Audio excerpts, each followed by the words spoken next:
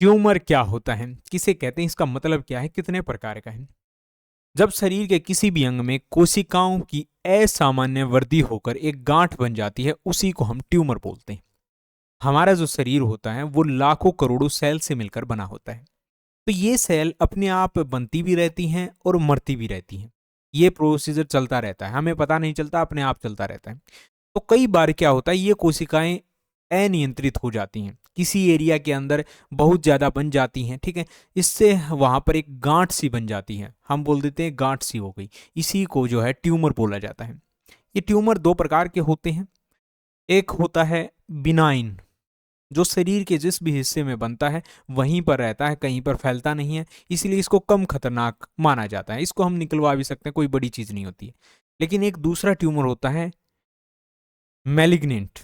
जो ये ट्यूमर होता है ये कैंसर वाला ट्यूमर अक्सर बोला जाता है।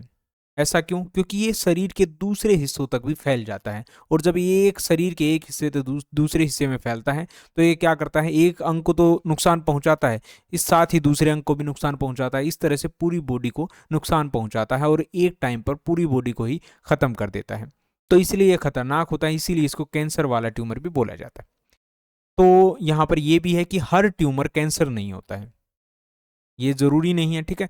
अगर कोई भी गांठ बन गई तो इसका मतलब ये नहीं है कि वो कैंसर ही है, ठीक है। अगर वो गांठ फैल रही है, दूसरे हिस्सों तक जा रही है, तभी जो है उसको एक कैंसर की परिभाषा दी जाती है।